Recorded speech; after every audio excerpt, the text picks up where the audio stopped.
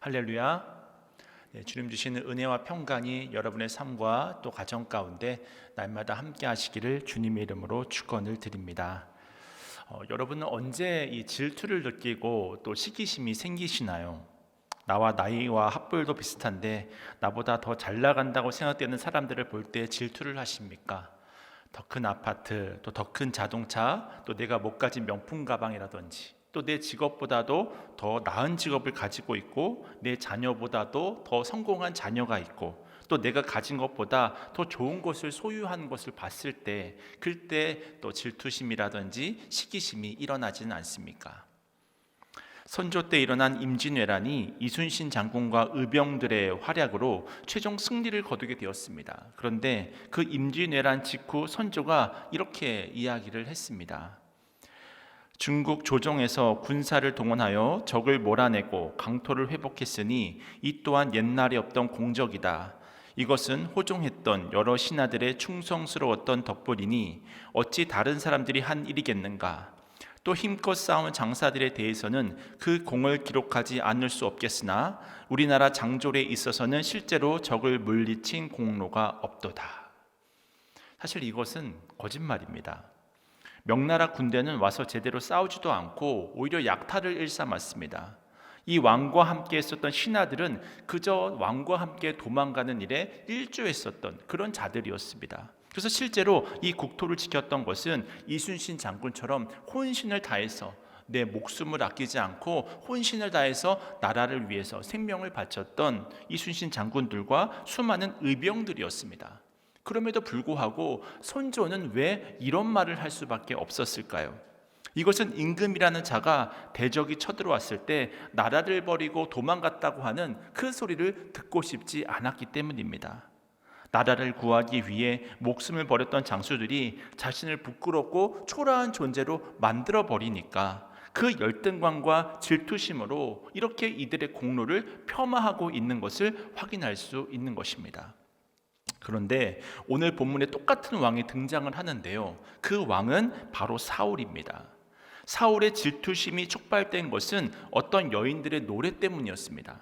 여인들이 이런 노래를 하는데요. 여러분이 잘 아시는 그런 말씀인데 7절 말씀인데 우리 함께 읽겠습니다. 시작.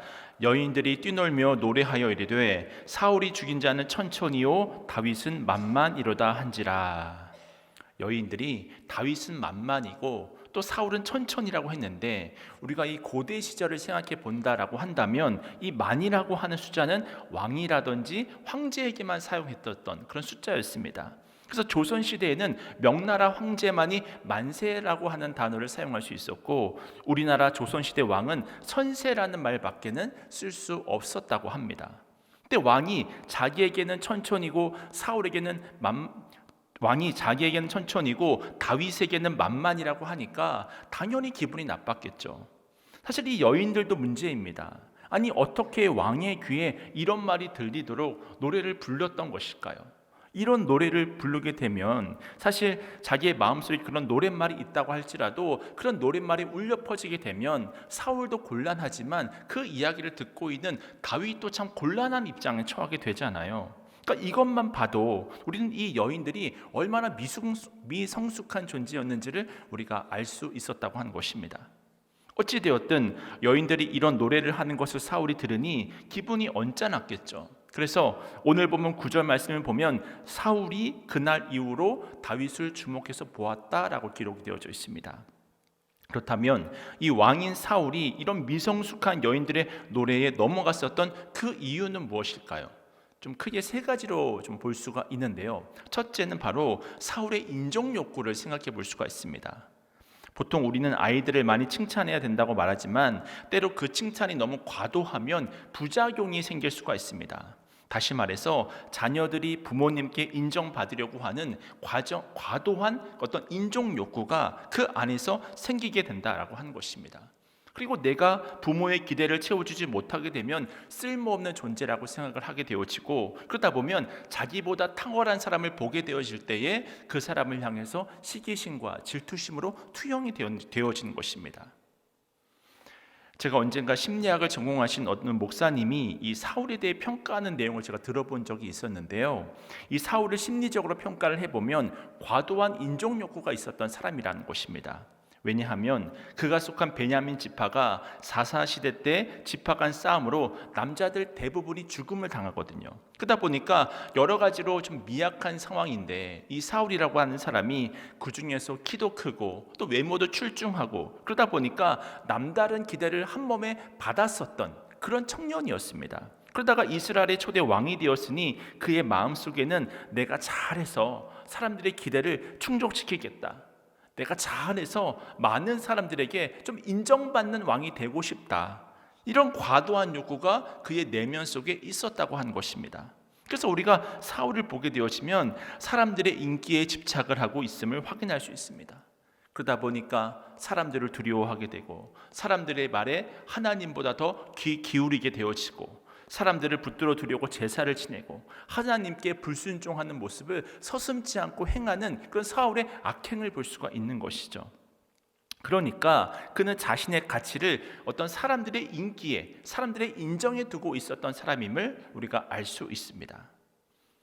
사실 우리가 아이들을 좀 키울 때를 보면 이 어린 아기에게 있어서 이 엄마라고 하는 존재는 자기만 사랑해줘야 하는 그런 존재잖아요. 근데 어느 날 보니까 엄마가 다른 아이를 안고 있는 모습을 본단 말이죠. 그러면 그 엄마의 모습을 보고 충격을 받아서 막 쫓아가서 애를 내려놓으라고 하고 내려놓으라고 하고 막 울면서 때를 쓰는 그런 모습을 우리가 확인할 수 있지 않습니까? 왜냐하면 자신에게는 엄마가 절대적인 사람이기 때문에 엄마를 누군가로부터 빼앗겼다고 하는 그런 어떤 감정이 들었을 때에 불안감과 질투심이라고 하는 것은 대단히 큰 것입니다. 이것은 엄마에 대한 의존증 때문에 나타나는 현상이기도 하고 사람이라면 누구나 보일 수밖에 없는 정상적인 반응이기도 합니다. 근데 우리가 성인이 되었음에도 불구하고 이렇게 행동한다고 한다면, 아니 그런 감정이 든다고 했을 때 그 감정을 제대로 처리하지 못한다라고 한다면 이것은 큰 문제가 되어버린다고 하는 것입니다. 사실 사울은 여인들이 지금 부르는 노래를 그냥 지나칠 수도 있었잖아요.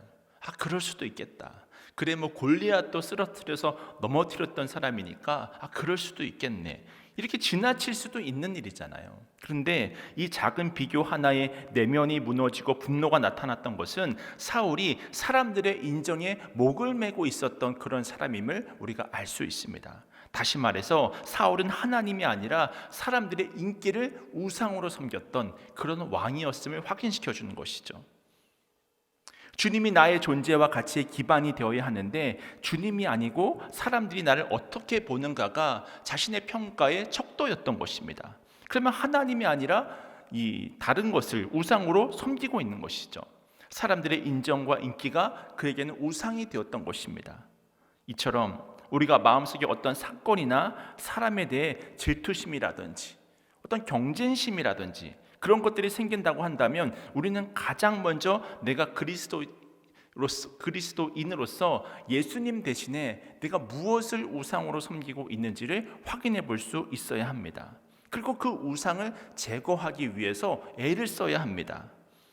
그렇지 않고 경쟁심을 느끼는 상대방을 제거하려고 애를 쓰게 되면 결국은 내가 사울처럼 그 잘못된 경쟁심과 시기심과 질투로 인하여서 나 스스로를 망가뜨리는 잘못된 결정을 내려버릴 수밖에 없다고 하는 것입니다. 이것이 바로 망하는 길인 것이죠. 두 번째로 이 사울이 질투심에 빠져 있었던 이유는 그만큼 사울이 미성숙하다고 하는 증거가 되어집니다. 사실 여인들이 지도자를 비교하여 노래를 불렀던 이 미성숙함이 발달이 되었지만 이 그들의 평가에 대해서 일희일비하는 그런 지도자 역시 그 마음이 미성숙한 지도자였다라고 하는 것을 우리가 알 수 있지 않습니까? 여러분, 바울은 이렇게 행동하는 고린도 교회를 향해서 어떻게 이야기를 했냐면 고린도전서 1장 13절 말씀입니다. 그리스도께서 어찌 나뉘었느냐? 바울이 너희를 위하여 십자가에 못 박혔으며 바울의 이름으로 너희가 세례를 받았느냐? 무슨 말이냐면 지금 고린도 교회가 여러 가지 파벌이 생겼거든요.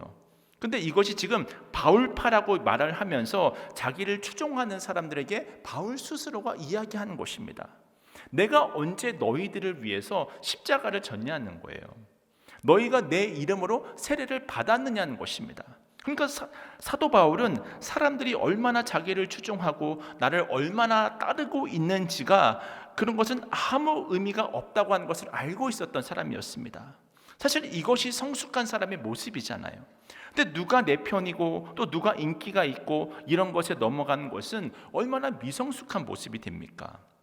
근데 재미있는 사실은 정작 다윗에게 이 만만이라고 했던 여인들, 그를 칭송했었던 백성들은 나중에 이 다윗이 사울에게 쫓길 때 다 숨을 죽이고 등을 돌리게 되거든요.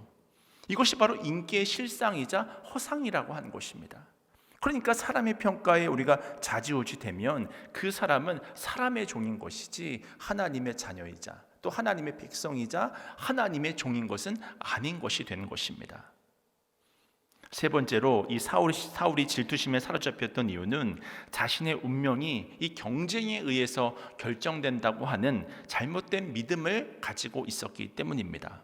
그래서 사울이 여인들이 비교하는 소리를 듣고 즉각 떠올리는 것이 무엇이냐면요, 우리 8절 말씀은 우리 함께 읽어보도록 하겠습니다. 8절 말씀 함께 읽습니다. 시작. 사울이 그 말에 불쾌하여 심히 노하여 이르되 다윗에게는 만만을 돌리고 내게는 천천만 돌리니 그가 더 얻을 것이 나라 말고 무엇이냐 하고, 그러니까 다윗이 나보다 인기가 더 많으니까 그가 왕이 되겠구나, 이런 표현을 하고 있습니다. 그러니까 자신의 운명이 철저히 사람들의 인기에 의해서 결정되고 있다고 생각하고 있는 것입니다. 그러니까 이렇게 발끈했던 거예요. 여러분도 잘 알다시피 사울이 왕이 된 것은 어떤 경쟁에서 이겼기 때문이 아니었잖아요. 사울이 어떤 사람들에게 인기가 많았을 때 하나님께서 선택하신 것입니까? 아니면 사울이 어떤 탁월한 행동을 했을 때, 아니면 남다른 충성심을 하나님 앞에 보였을 때, 또 무슨 자격시험을 보고 사울이 왕이 된 것이 아니었잖아요. 오로지 하나님의 전적인 선택이었던 것입니다. 그러니까 사울의 입장에서는 그 고백할 것은 모든 것이 하나님의 은혜입니다. 감사함으로써, 선택받은 것에 감사함으로써 하나님께 나아간 것밖에는 그 행동할 그 어떤 것도 없었던 것입니다. 사실 사무엘상 11장을 보게 되면 사울이 기름 부음 받은 초기에는 어느 날 암몬으로부터 공격을 받게 되거든요. 그래서 야베스 사람들이 고통받는다고 하는 그런 이야기를 듣게 되니까 사울도 그때는 똑같이 의분이 일어가지고 이 다윗과 마찬가지로 자기가 기르던 암소를 잡아서 각을 뜨는 거예요. 그리고는 그 각을 떠서는 12지파에게 다 보낸 다음에 함께 모여서 싸우지 않으면 이 각을 뜬 암소와 같이 될 것이다 라고 경고를 보내거든요. 그렇게 담대하게 보냈을 때 33만 명이 모여가지고 전쟁을 승리로 이끌어가는 그런 모습을 볼 수 있습니다. 완전히 하나님께 사로잡혔던 사울의 옛날 모습이었던 것입니다. 그때부터 사울은 왕으로서의 자리를 확고히 가지기 시작했던 거예요. 그런데 이랬던 사울이 언제부터 추락을 합니까? 사람들의 인정에 집착을 하고, 그러다 보니까 사람들의 말에, 하나님보다 사람들의 말에 더 귀를 기울이고 하나님께 불순종하기 시작한 때부터 사울의 인생이 추락하기를 시작했던 거예요. 겉모습은 변한 것이 없습니다. 왕이라고 하는 지위가 바뀐 것도 없습니다. 통치권을 상실한 것도 아니고 물권을 상실한 것도 아니고 군사력도 여전히 자신의 뒤에 있습니다. 하지만 그는 어느새 하나님을 떠나버리게 되니까 초라한 왕이 되어버렸던 거예요. 그러니까 지금 사울은 잘못된 이 세상적 가치관과 가설을 믿고 있으면서 스스로를 나락으로 떨어뜨리고 있었던 것입니다. 그렇습니다. 우리 인생의 성공이라고 하는 것은 절대로 사람의 인기와 경쟁에 있어서 결정되는 것이 아닌 것인 줄로 믿습니다. 하나님의 은혜에 온전히 달려있는 줄로 깨달으시길 축원을 드립니다. 결국 사울이 이렇게까지 망가진 것은 하나님의 은혜를 떠났기 때문입니다. 그래서 급기야는 이제 악령이 들어와서 헛소리를 막 하기도 하고요. 그러다가 다윗을 죽이려고 오늘 본문에도 단창을 던지는데 이제 다윗이 다 피해버리는 것이죠. 그렇게 사람이 미쳐가는 것입니다. 만약에 사울이 은혜의 자리를 어떤 이유든지 떠나지 않고 머물러 있었다라고 한다면 어떻게 되었을까요? 하나님께서는 사울이 너무나 우습게 그렇게 떠나버렸던 그 은혜의 자리가 얼마나 놀라운 것인지를 이제는 다윗을 통해서 오늘 본문을 통해서 보여주고 있는 것입니다. 그런 의미에서 우리가 은혜의 자리에 머물렀을 때 어떤 유익이 있는지를 좀 살펴보기를 원하는데요. 앞서서는 사울이 시기심에 덫에 빠져서 실패할 수밖에 없었던 그 세 가지 이유를 살펴보았다고 한다면, 이제는 다윗을 통해서 하나님의 은혜에 머무르는 것이 어떤 유익이 있는지를 좀 크게 좀 세 가지로 나누어서 지금 이 시간부터는 좀 살펴보기를 원합니다. 그렇다면 우리가 질투와 시기심이 아니라 다윗과 같이 은혜의 자리에 머물게 되면 어떤 유익을 얻을 수가 있을까? 그 첫 번째는 사울이 그토록 갈구하던 사람의 사랑을 받게 된다고 하는 것입니다. 사람의 인정을 받게 된다고 하는 것입니다. 먼저 18장 1절 말씀인데요. 18장 1절 말씀 우리 함께 읽습니다. 시작. 다윗이 사울에게 말하기를 마침에 요나단의 마음이 다윗의 마음과 하나가 되어 요나단이 그를 자기 생명같이 사랑하니라. 1절을 보시면요, 이 다윗이 하나님께 늘 붙어있기를 힘쓰고 하나님의 마음에 합한 주님의 자녀가 되다 보니까 이 왕자인 요나단이 자기 생명같이 자기를 사랑한다, 다윗을 사랑했다, 그렇게 이야기를 하고 있지 않습니까? 사실 그냥 사랑하는 것도 대단한 건데 자기 생명같이 사랑했다고 하는 것은, 그것은 정말 사람이 잘한다고 해서 될 수 있는 일이 아니거든요. 하나님의 은혜라고 하는 것입니다. 그 은혜의 자리에 머무르니까 왕자가 자신을 사랑하는 그런 역사가 나타나는 것이죠.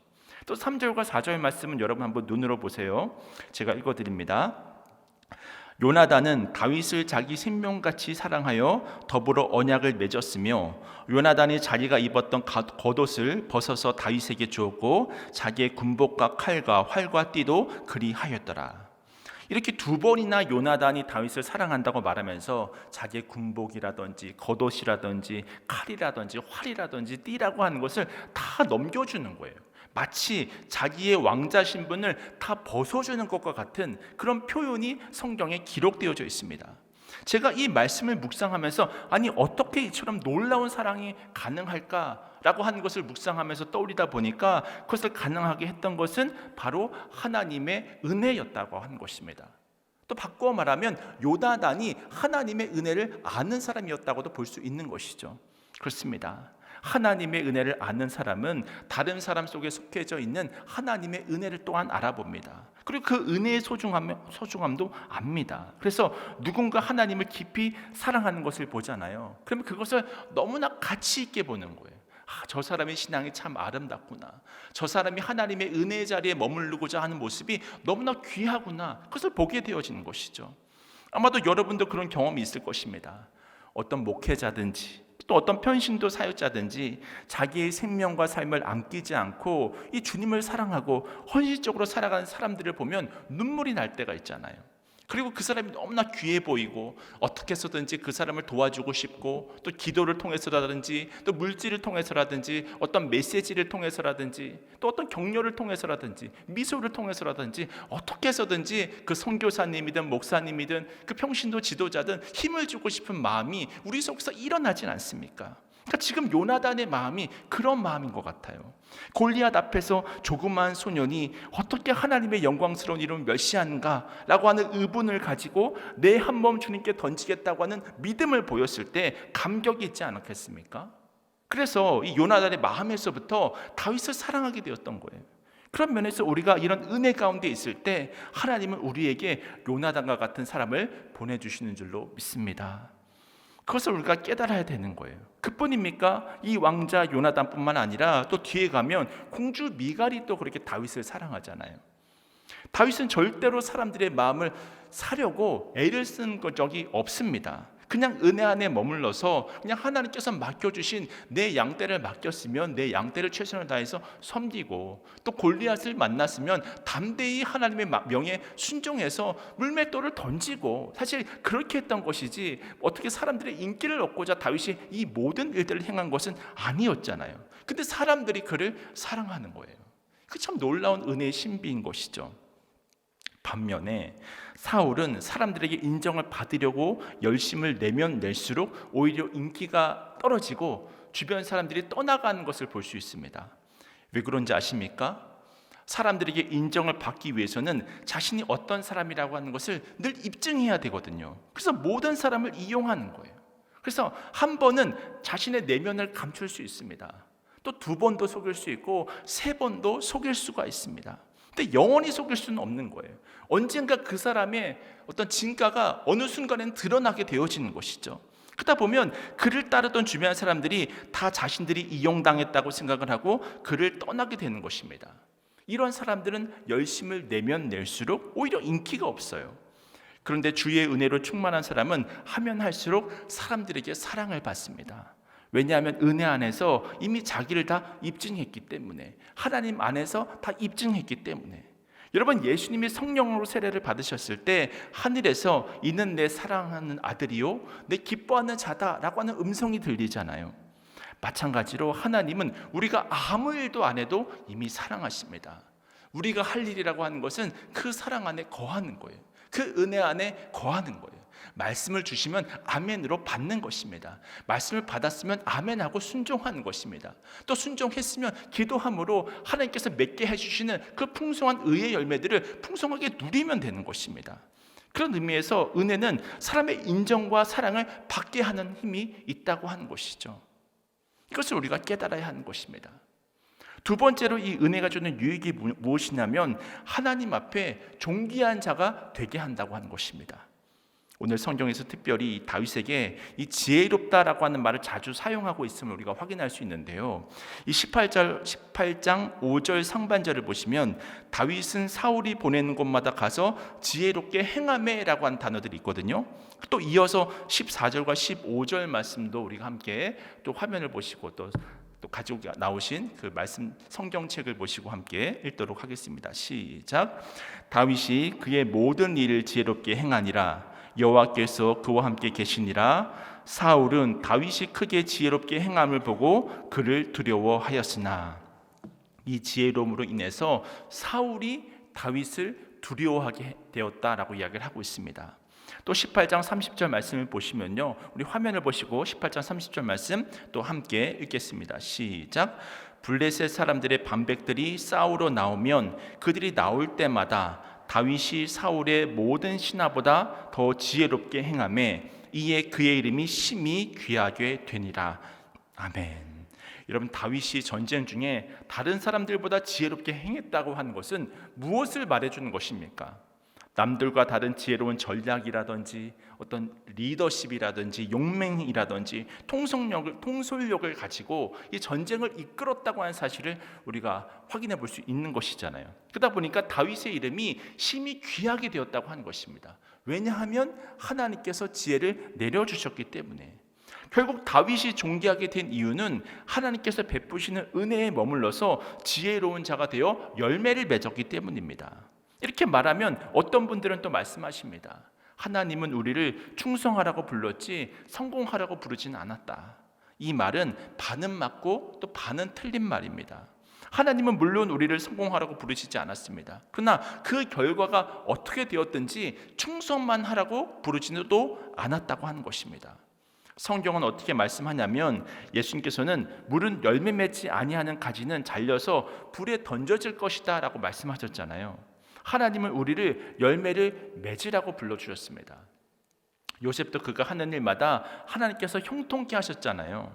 열매를 맺으니까 사람들이 요셉을 귀하게 여겼던 것입니다. 요셉이 나타나니 보디발의 집이 다 잘되고 또 요셉이 나타나게 되니 애굽의 가뭄의 문제도 해결이 되어지고 얼마나 귀합니까? 근데 어떤 사람은 막 열심히 하면 할수록 그 사람만 가면 문제가 생겨요. 이런 것은 절대로 하나님께서 받으시는 충성이 아니라고 하는 것입니다. 그렇다면 열매라고 하는 것은 언제 맺히게 되어지는 것인가? 가지가 포도나무에 붙어 있으면 열매가 맺히는 것이잖아요. 요한복음에 나와 있는 것처럼. 그래서 주님께서는 우리가 그리스도를 떠나서는 아무것도 할 수 없다라고 이야기를 하고 있습니다. 결국에는 우리가 열매를 맺는 방법, 또 우리가 지혜롭게 인생을 살아가는 그 모든 방법이 어디에 있다? 하나님의 은혜에 달려있다. 그래서 우리가 기억해야 하는 것입니다. 결국은 은혜인 것이죠. 다윗이 하나님께 붙어있기를 힘쓰게 되니까 이 모든 것들이 아름다운 열매로 맺히게 되는 것입니다. 그러다 보니까 나라가 다윗으로 인해서 점점 안전해지게 되어지니 하나님으로부터 또 사람들로부터 존귀의 여김을 받는 그런 믿음의 사람이 될 수 있었던 것입니다.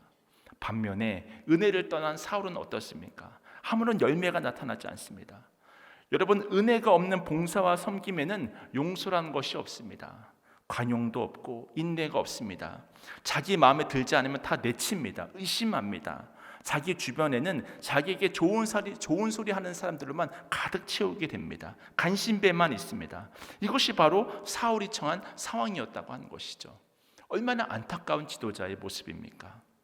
그렇다면 내가 현재 맺고 있는 열매가 은혜의 열매인가? 그것을 우리가 어떻게 확인할 수 있을까요? 나의 의로 맺은 열매인가? 하나님의 은혜로 맺은 열매인가? 이것을 구분할 수 있는 방법은 무엇이겠습니까? 그것은 바로 내 안에 자랑이 있느냐고 하는 것입니다. 그래서 사도 바울은 어떻게 말을 했냐면, 나는 심었고 아볼로는 물을 주었으되 심는 이나 물 주는 이는 아무것도 아니로되 오직 자라게 하시는 분은 누구시다?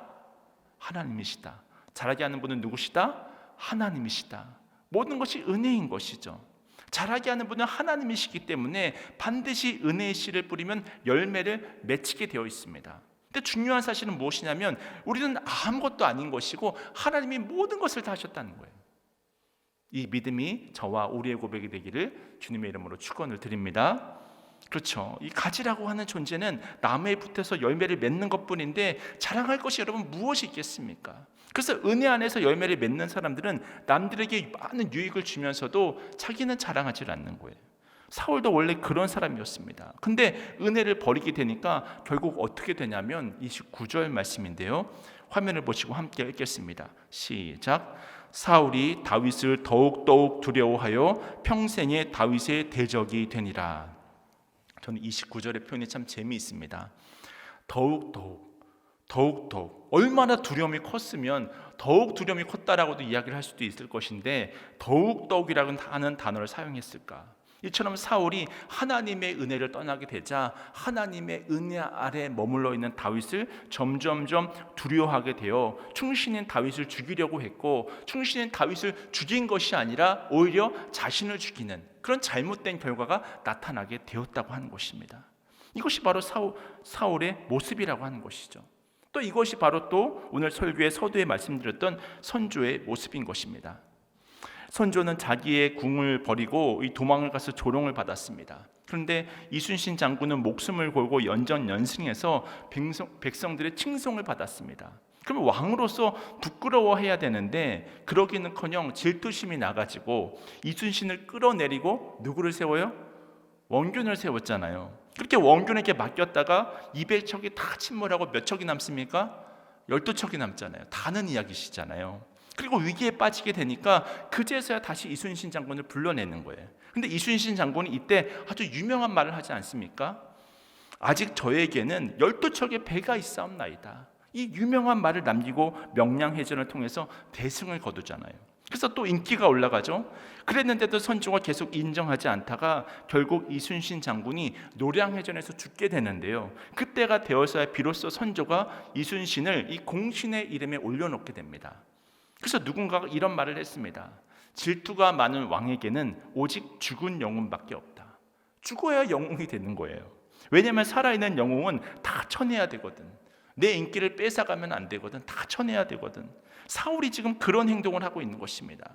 사람이 은혜를 버리고 질투심에 빠지게 되어지면 결과적으로는 그것이 자기를 죽이는 그런 초라한 인생이 될 수밖에 없음을 오늘 본문이 알려주고 있는 것입니다. 그런 의미에서 우리가 은혜 안에 머물게 되면 어떤 사람이 되냐면 형통한 사람이 됩니다. 이것이 바로 은혜가 우리에게 주는 세 번째 유익인데요. 성령으로 우리가 감동을 받는다고 하는 것은 내가 성령을 소유하는 것이 아니라 성령이 나를 소유하는 것입니다. 성령께서 하나님의 목적과 하나님의 뜻을 위해서 나를 지배하신다고 하는 그런 의미입니다. 이것이 바로 성령의 감동인 것이죠. 그래서 우리가 성령의 감동으로 은혜 안에 살아가는데 누군가가 사울처럼 나를 공격하고 사울처럼 나를 회방한다라고 하면 그는 내가 아니라 나를 이끌어 가시는 하나님의 목적을 회방하는 거예요. 그럼 내가 아닌 하나님과 전쟁을 하는 것입니다. 하나님과 전쟁을 해서 이길 수 있는 사람이 있습니까? 그 어떤 군대가 나라가 이길 수가 있습니까? 그러니까 결과적으로는 절대로 사울은 다윗을 이길 수가 없는 거예요. 그래서 오늘 본문 18장만 봐도 창을 2번이나 다윗에게 던지지만 다윗이 다 피해버리잖아요. 자기 첫째 딸을 통해서 다윗을 전쟁터에 몰아넣으려고 하지만 수포로 돌아가고요. 또 미갈이 다윗을 사랑하는 것을 이용해서 죽이려고 하지만 다윗이 블레셋의 포피를 20개, 100개 정도가 아니라 200개나 가지고 오는 모습을 보고서 오히려 다윗에 대한 두려움에 떨게 되었다라고 하는 것이 바로 사무엘상 18장의 내용이거든요. 이 일로 다윗은 백성들에게 그 이름이 존귀하게 됩니다. 그리고 미갈의 남편이 되어서 왕의 사위가 되는 거예요. 이 두 가지가 무엇을 이야기를 하겠습니까? 장차 왕이 될 수 있는 외적 자격의 디딤돌이 이 18장에서부터 놓여지게 되어지는 것입니다. 그 모든 시발점은 어디서부터 시작됩니까? 바로 사울의 질투로부터, 또 하나님의 은혜 안에 머물러 있었던 다윗으로부터 시작이 된다라고 하는 것입니다. 이걸 보면 사울이 그렇게 회방을 하지만 결코 하나님의 사람, 하나님이 함께하는 사람의 목적을 방해하지 못한다라고 하는 것을 우리가 알 수 있는 것이죠. 그것은 요셉도 마찬가지였습니다. 내 꿈이 어떻게 되는지를 보자라고 해서 이 형들이 요셉을 구덩이에 밀어넣었지만, 죽음의 어떤 구렁텅이로 밀어넣었지만 결과적으로 요셉은 다시금 건짐을 받게 되고 노예로 팔려 나가게 되었지만, 이것이 바로 요셉으로 하여금 꿈을 향해 나아갔던 애굽의 총리가 되게 하였던 디딤돌 시발점이 되었던 것입니다. 이처럼 하나님의 은혜 안에 있으면 모든 것이 합력하여 형통한 삶이 되는 줄로 깨달으시길 축원을 드립니다. 그래서 지금은 손해를 보는 것 같고 힘든 것 같지만, 그럼에도 불구하고 우리가 하나님의 은혜 안에 머물러 있으면 결국은 다 형통한 거예요. 이것이 하나님이 우리에게 주시는 길인데, 자꾸 사울처럼 인간적인 생각, 또 육체적인 생각을 가지고 떠나면 어떻게 되는 것이겠습니까? 그렇게 하다가, 그렇게 하나님을 대적하다가 망하는 인생이 될 수밖에 없다고 하는 것입니다. 결국 이 사울을 보세요. 끊임없이 번민에 시달리고 또 악령에 시달리고 두려움과 질투에 빠져서 더욱 다윗을 두려워하더라. 여러분, 이것이 얼마나 안타까운 인생입니까? 미쳐가고 있습니다. 이처럼 우리가 하나님의 은혜를 떠나면 한 사람의 인생이, 그가 왕이라 할지라도, 모든 것을 다 소유한 것처럼 보이는 인생이라 할지라도 결국은 망하는 인생이 될 수밖에 없는 것입니다. 그리고 그 사람만 망하는 것이 아니라 그가 담당하고 있는 공동체도 함께 망해버리는 거예요. 사실 오늘 말씀에서 언급드리고 있는 다윗과 사울의 모습은 바로 우리의 모습입니다. 우리 안에는요, 다윗의 모습만 있지도 않고 또 사울의 모습만 있지도 않습니다. 제 안에도 보면 사울의 모습이 순간순간마다 얼마나 많은지 몰라요. 근데 그럼에도 불구하고 우리가 주님의 은혜 안에 머물러 있으면 우리가 본능적으로 충동적으로 나타나는 그런 시기심이라든지 질투심이라든지 그러한 마음이 생기지는 않을 수는 없는 것이지만, 그 감정을 잘 은혜로 처리할 수 있거든요. 그럼 지혜롭게 삶을 살아갈 수가 있는 것입니다. 그래서 우리가 은혜 안에 머물게 되어지면 다윗과 같은 모습으로 그것이 나타나게 되는 것이고, 그 본능적으로 우리 안에 일어나는 질투와 시기심을 잘 처리하지 못해서 육적으로 그것을 해결하려다 보면 사울과 같이 그 해결하는 방법들마다 망하는 길로 가게 된다고 하는 것입니다. 이 사실을 깨닫는다면 우리는 더 이상 옛사람의 모습에 머물러 있어서는 안 됩니다. 그리스도의 십자가의 날마다 머무르시기를 축원을 드립니다. 이 믿음의 고백을 통해서 날마다 성령 안에서 살아가기를 힘쓰는 거예요. 그러면 주님께서 친히 우리의 삶을 다스려 주시고 강한 선한 길로 인도하여 주실 줄로 믿습니다. 많은 사람들의 인정, 또 사람들에게 칭찬받는 일 원하지 않는 사람이 누가 있을까요? 있으면 좋은 것이죠. 많으면 많을수록 좋은 것이죠. 그것은 내 힘으로 이루어지는 것이 아니라 우리가 은혜 안에 머물러 있기를 힘쓰며 나아갈 때 반드시 하나님의 사랑도 받고 또 많은 사람들의 인정과 칭찬 속에서 복된 인생으로 삶을 살아가게 될 수 있는 줄로 믿습니다. 매 순간 은혜 안에 머무르기를 힘쓰셔서 어느 곳 어느 자리에 있든지 하나님께 칭찬받으시고 또 사람들에게 인정도 받으시고 복의 통로로서 온전하게 쓰임 받으실 수 있는 여러분 모두가 되시기를 주님의 이름으로 축원을 드립니다.